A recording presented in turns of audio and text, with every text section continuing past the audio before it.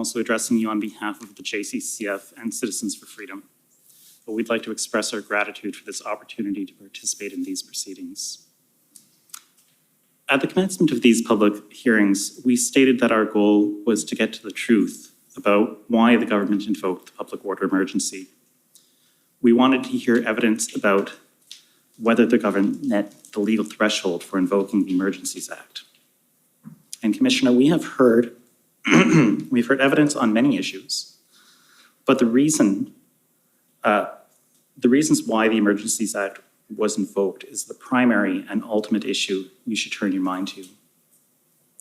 I won't repeat the test for declaring a public order emergency because we've all heard it so many times. But I would like to address just one part of that test, threats to the security of Canada. In one way, this is a very high threshold for the government to meet, because threats to the security of Canada means more than ordinary threats or acts of violence. The definition requires serious violence or threats of serious violence for the purpose of achieving political, religious, or an ideological objective. In our written submissions, we'll be looking at, among other things, the definition of terrorist activity is set out in the Criminal Code and how it is similar to the CSIS definition. And in fact, some of the CSIS documents that were disclosed to the parties through this inquiry show that CSIS refers to Section 2C as terrorism and extreme violence. And this reference is indicative of just how high that threshold is. We submit, and the Prime Minister's evidence left little doubt, that this very high threshold is the same whether it applies in the Emergencies Act or the CSIS Act. The context, the decision maker, and the purpose are obviously different. There may even be different inputs, but those inputs are meant to answer the same question. Are there threats or acts of serious violence for political, religious, or ideological purposes? And that is the one and only standard. Commissioner, I've made reference to how high the threshold is, but in a different way, it's a low threshold. And on the issue of threats to security of Canada, it doesn't require, for example, proof beyond a reasonable doubt, nor does it even require proof on a balance of probabilities.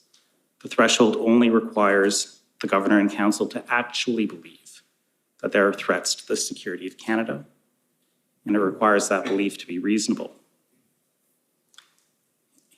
And respectfully, we submit, and we will argue in detail, that the government has not even met this low threshold. There may be reasonable grounds to believe that some acts of violence were happening. Ripping off masks, police officers being swarmed, eggs being thrown, coffee being thrown. These and other things may have happened in the protest, which was of unprecedented proportions. And let me be clear, that is not acceptable. But those acts do not rise to the level of violence or threats which are required by the Act. And further, they do not reflect the attitudes, actions, and values of the vast majority of peaceful protesters. Even the most significant threat we heard of, which was the presence of weapons in Coutts, does not meet this threshold. And even if it did, it was neutralized. Those alleged criminals were sitting in an Alberta jail when the Emergencies Act was invoked.